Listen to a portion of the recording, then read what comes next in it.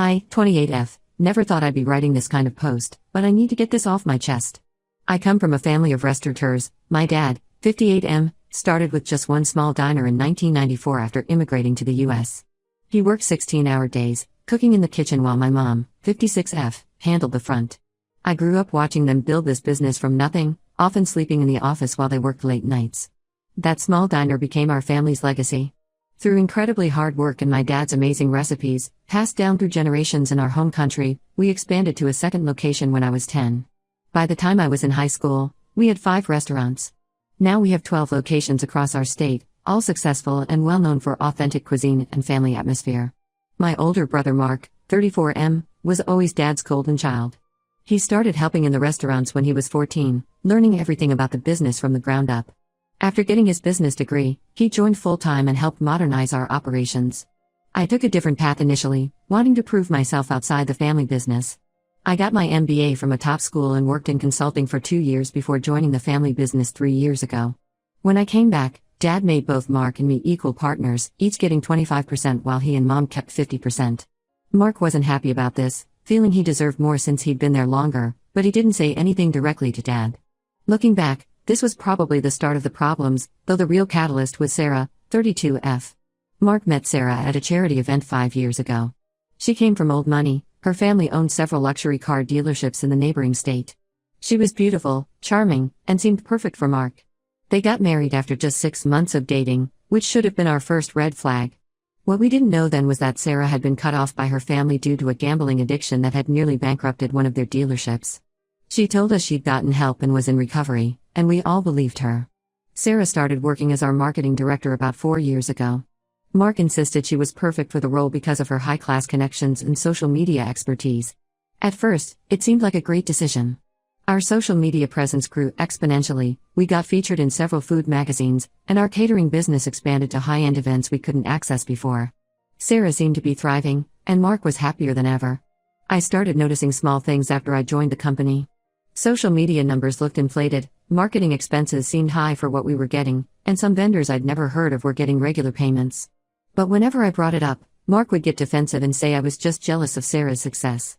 Dad trusted Mark's judgment, and Mom adored Sarah, so I tried to ignore my concerns. Everything came to a head 6 months ago when our longtime accountant, Mr. Chen, asked for an urgent meeting with Dad and me. He had discovered numerous small transfers being made to various marketing companies we'd never worked with. These companies looked legitimate at first glance, but when Mr. Chen dug deeper, he found they were all shells leading back to accounts controlled by Sarah. The amount stolen was staggering, nearly $400,000 over 4 years, all siphoned through fake marketing companies and inflated vendor invoices. Mr. Chen had documented everything meticulously, showing how Sarah had managed to hide the theft for so long by creating elaborate fake campaigns and events that never actually happened. When we confronted Sarah with the evidence, she broke down completely. She admitted to everything, crying about how she had relapsed into gambling 2 years after marrying Mark and how the debts had been piling up. She begged for another chance, promising to pay everything back if we didn't go to the police. Mark's reaction was what shocked us the most. Instead of being angry at Sarah's betrayal, he defended her. He argued that she was sick and needed help, not punishment. He reminded Dad about how much the business had grown since Sarah joined and suggested we could write off the stolen money as marketing expenses. When Dad refused and said he wanted to press charges, Mark threatened to sell his shares to one of our competitors. The family is completely divided. Mark and Mom think we should handle this privately to protect the family's reputation. They're worried that a scandal could hurt our businesses and destroy everything we've built. Mom keeps saying that family should stick together no matter what and that Sarah deserves a second chance. But Dad and I believe Sarah needs to face consequences. We already gave her a second chance by trusting her with our business after what she did to her family. Yes, we just found out about that. Sarah's parents contacted us after hearing about the situation from a mutual friend. Apparently, Sarah had done almost the exact same thing to their dealership years ago, embezzling money through fake advertising companies. They had chosen not to press charges to avoid scandal, and Sarah had used that second chance to do the same thing to us. Now Mark and Sarah are trying to strong-arm us. They're demanding that we either buy out Mark's shares at triple their market value or restructure the company to give them 50% ownership. Their lawyer sent us a letter threatening to go public with supposed internal issues that could damage our reputation if we don't comply. They're essentially trying to blackmail us after stealing from us. Dad is devastated by this betrayal. He had always planned to pass the business to Mark eventually, seeing him as the more business-minded child. Mom spends most days crying, torn between her children. The stress of all this is affecting Dad's health. His blood pressure is through the roof, and his doctor is worried about his heart. I've been gathering all the evidence and meeting with our lawyers. Dad has given me power of attorney and full authority to handle this situation since he's not in the best health right now. I'm planning to take legal action against both Mark and Sarah, not just for the theft but also for their attempted extortion. I know this will permanently damage our family relationships, but I can't let them destroy everything my parents built. Our lawyers say we have a strong case, but I'm worried about the impact on our business and my parents' health. Mark knows all our suppliers, has relationships with our best customers, and knows every secret recipe. He could do a lot of damage if he wanted to. But at the same time, I can't let him and Sarah get away with this betrayal. Am I wrong for wanting to pursue legal action? Should I give in to their demands to protect the family peace? I feel like I'm choosing between justice and family, and it's tearing me apart. Update 1: Things have escalated far beyond what any of us could have imagined. After my last post and reading your comments supporting legal action, I met with our lawyers and decided to press charges against Sarah. We filed all the necessary paperwork and had our attorneys notify Mark and Sarah formally. Their response has thrown our entire family into chaos. Instead of responding through legal channels, Sarah went on the offensive. She contacted several local news outlets and even a popular regional business magazine with a shocking story. She claimed our family business was built through money laundering and tax evasion, painting herself as a whistleblower who discovered these illegal activities while working as our marketing director. According to her story, we were framing her for theft to silence her and prevent her from exposing our criminal empire. The media attention was immediate and overwhelming. 3 local news stations ran stories about allegations of criminal activity at our restaurants. Our phones started ringing nonstop with reporters wanting comments. Several food bloggers who had previously praised our restaurants now posted about supporting businesses with ethical practices. We even had health inspectors show up at 2 of our locations, apparently tipped off about violations. We were forced to hire a PR firm and make public statements defending ourselves. Our lawyers advised us to be completely transparent, so we opened our books to prove our innocence. We had to show decades of clean tax audits and compliance records. This helped counter Sarah's allegations, but the damage to our reputation was already done. During this chaos, our forensic accountant made an even more disturbing discovery. While going through years of financial records to prove our legitimacy, he found evidence that Mark had been actively helping Sarah cover her tracks. Mark's signature was on many of the fraudulent transfers, and he had personally created several of the fake marketing companies they used to siphon money.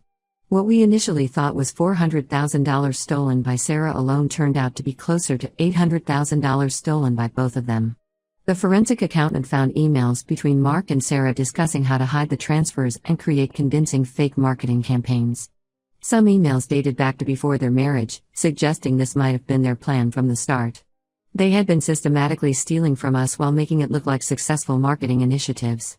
Mom, who had been defending Mark and Sarah until now, finally saw their true colors when Sarah tried to blackmail her personally.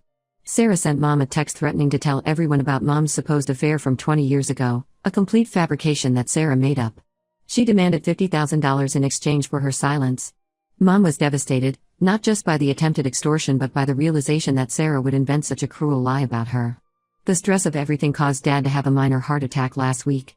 He's stable now but had to spend 3 days in the hospital. While he was there, Mark and Sarah tried to take advantage of his absence. They attempted to call an emergency board meeting to vote on company restructuring, thinking Dad wouldn't be able to attend.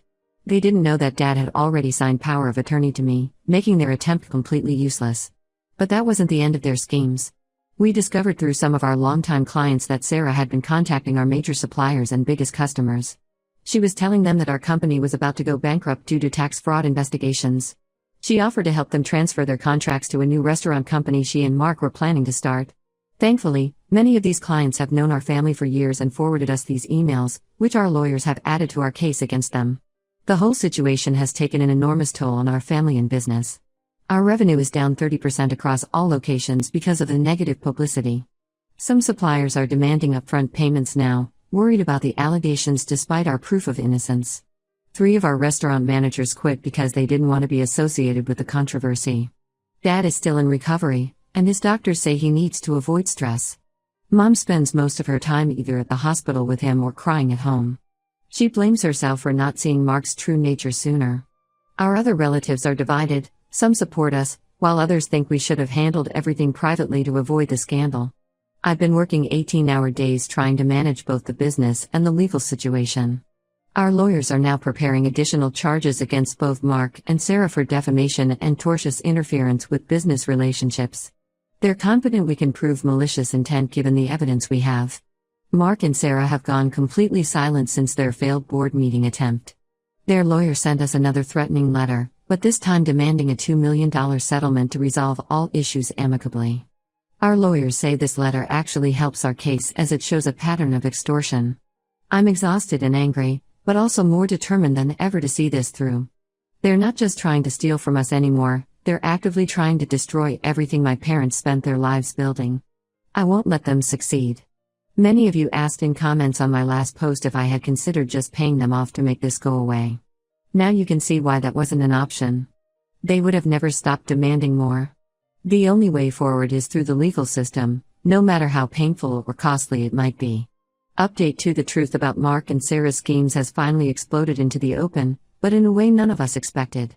Last week, Sarah tried to access one of our company's investment accounts to transfer $150,000. Our new security measures caught the attempt immediately, but what happened next revealed just how deep this conspiracy went. 2 days after her failed transfer attempt, 3 men showed up at our main restaurant looking for Sarah. They were clearly not the kind of people you want to mess with. Our security camera footage showed them having a heated argument with her in the parking lot. Later that day, Sarah had a complete breakdown during a meeting with our lawyers. She confessed everything, and I mean everything. Apparently, she owes nearly $2 million to some very dangerous loan sharks. Her gambling hadn't just been casino visits or online betting, she'd gotten involved with an illegal gambling ring that runs high-stakes games. When she couldn't pay her debts, they started threatening her family. But here's the real bombshell: Mark was involved in the gambling too. Sarah revealed that they had targeted our family business specifically because we were family and would be less likely to suspect them. Their entire relationship was built on this plan. Mark had known about her past schemes with her family's dealership before they even got married. He had similar gambling problems but had hidden them better. According to Sarah, Mark was the one who came up with most of their schemes. The fake marketing companies? His idea. The media attack plan and fake whistleblower story? Also his plan. They had been using the stolen money not just for Sarah's debts but also to cover Mark's losses. Sarah showed us text messages and emails proving Mark had orchestrated everything from the beginning. The most devastating revelation was about our recipes and processes. Our family's recipes, passed down through generations and perfected by my dad, were one of our biggest assets. Sarah confessed that she and Mark had been selling our confidential information to competitors for the past 2 years. They had made deals with 5 different restaurant chains, selling them not just our recipes but also details about our suppliers, cooking processes, and even our expansion plans. This explained why several competing restaurants had suddenly started offering dishes very similar to our signature items. We had noticed the similarity but never imagined it was because they had literally bought our recipes. They even sold the special spice blend that my grandfather had created, something that was supposed to be a closely guarded family secret. Our lawyers immediately filed additional charges against both Mark and Sarah for corporate espionage and theft of trade secrets. They're also preparing lawsuits against the restaurants that bought our stolen information. The evidence Sarah provided makes these cases pretty much airtight. Sarah's parents have also come forward with more information about her past schemes. Apparently, what she did to their dealership was even worse than they initially told us. She hadn't just stolen money, she had also sold confidential client information to competitors and tried to frame her brother for the theft. They regret not pressing charges back then, saying their attempt to handle it privately only enabled her to do it again. The most shocking part was learning about Mark's gambling debts. Sarah showed us records indicating he had lost over $1.5 million in the past 3 years. He had been using company money to place bets through offshore gambling sites, carefully hiding the transactions through their network of fake companies. Some of these bets were on local high school sports games, which is not just ethically wrong but also highly illegal. We've had to hire forensic accountants to go through every transaction from the past 5 years. They're still finding new fake companies and hidden transfers. The total amount stolen might end up being well over $1 million when everything is tallied up. Dad hasn't said a word since learning about the recipes being sold. Those recipes were his pride and joy, representing our family's heritage and his life's work. Mom is beside herself, alternating between rage at Mark's betrayal and deep depression about raising a son capable of such actions. I've been working with our chefs to modify our recipes and processes to differentiate ourselves from the competitors who bought our stolen information. It's hard work, but we're determined to rebuild and make our food unique again. Dad has even started coming to the kitchen some evenings, quietly working on new recipes for the first time in years. The criminal investigation is now focusing on both the gambling ring and the corporate espionage. The FBI has gotten involved due to the interstate nature of their schemes and the illegal gambling operation. Our lawyers say Mark and Sarah are both looking at serious prison time. Update 3: The legal proceedings have finally concluded, and justice has been served, though the aftermath has left our family forever changed. Both Mark and Sarah were found guilty on multiple charges including grand theft, fraud, corporate espionage, and criminal conspiracy. Mark was sentenced to 8 years in prison, while Sarah got 6 years. The judge also ordered them to repay $1.8 million in restitution, though realistically, we'll probably never see that money. The civil case went in our favor too. The court granted our request to forcibly buy out Mark's 25% ownership at market value, significantly less than the inflated price he had demanded months ago. All the competing restaurants that bought our stolen recipes had to sign settlements agreeing to stop using our recipes and pay substantial damages. Sarah's parents' testimony proved crucial in the trial. They provided detailed records of her previous schemes, including evidence that Mark had actually helped her deal with the fallout from defrauding their dealership, something that happened before they even started dating. This proved their relationship had been built on deception from the very beginning. The gambling ring investigation led to some major arrests in our area. We learned that Mark had been acting as a sort of recruiter, bringing in wealthy business owners to their high-stakes games. The FBI found evidence that he had tried to recruit several of our restaurant suppliers too, which explained why some of them had been having financial troubles lately.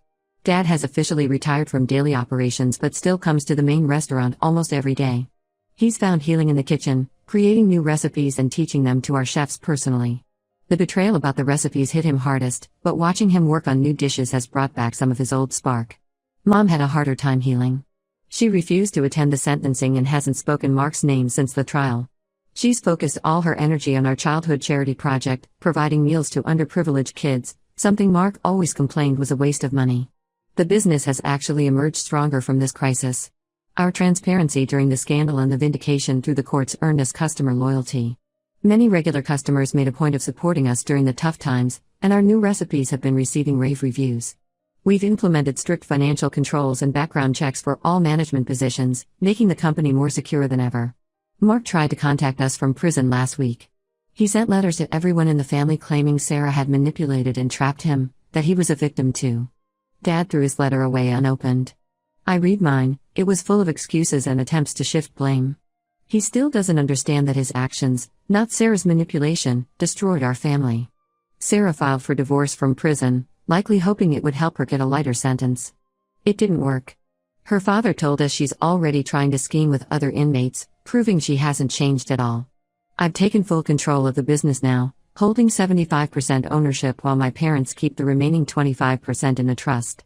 We've opened 2 new locations in the past month, and there's talk of expanding to neighboring states. Dad's new recipes have created quite a buzz in the restaurant scene, with food critics calling them a bold reinvention of classic favorites. Some family members still think we were too harsh on Mark, that prison time for a family matter was excessive. But we know we did the right thing.